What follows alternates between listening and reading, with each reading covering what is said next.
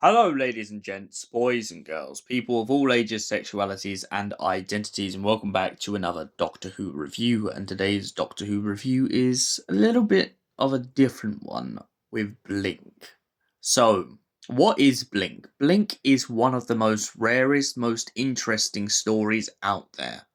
Now, of course, there is a story very similar to it in the form of Lucky Day, except from there's one major difference between Lucky Day and this story, is in Lucky Day, the Doctor is still practically around and things are just happening a little bit out of order. Whereas in Blink as a whole, there is no Doctor to be seen for pretty much the majority of this story. There's one-off like cameos from the side, but the Doctor, for the most part, is gone. We're introduced to a young lady named Sally Sparrow, and her good friend and her decide to go into an old abandoned house in which they begin to find really creepy writing on the wall. Sally finds herself stuck in a situation in which she can't really get out of. The first tragic part of this story is that Sally's friend is sent back in time to die. Sent back in time by the Weeping Angels. Assassins from another planet that are quantum locked. When you look at them, they're stone, but when you look away, they begin to move. Now, Sally's friend gets zapped back in time to Hull and ends up living out the rest of her life really happy. However, Sally ends up sick to the stomach because she believes all of it to be a prank. She doesn't realise that her friend has actually been sent back in time and at first begins to play it off as nothing more than a hoax. Sally then meets up with her friend's brother and begins to investigate even further into what's going on, especially after the young man at the doorstep really freaked her out for mentioning the fact that her friend won't be coming back for a very long time. Sally soon discovers a man on a DVD Easter egg that calls himself the Doctor.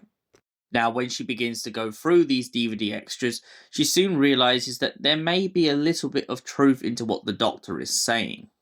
He points out that the angels are after the phone box. Sally later discovers that the phone box that they are referring to is the Doctor's TARDIS. She gets in contact with a police officer who mentions to her that he has managed to procure the police box. Not quite sure what it was doing where it was, but the police have taken it into custody until someone comes to claim it.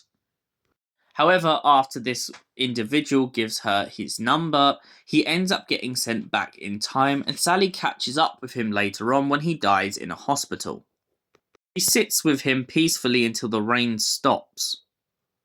After getting frustrated, Sally decides to hunt down the police box once again, which she then discovers has gone back to the house that she broke into. She soon learns that the angels want the police box because it is a big source of time energy and it is something they could feed off of forever.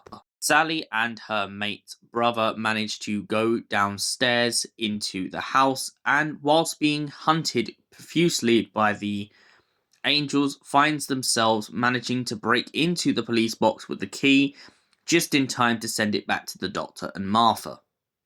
Now, at one point in this story, the Doctor and Martha bump into the police officer and warn him to warn Sally about what's coming next. After the TARDIS goes back, Sally and her friend's brother find themselves managing to beat the angels because they can't look at each other. They're like Medusas. If they look at each other, they turn instantly to stone again.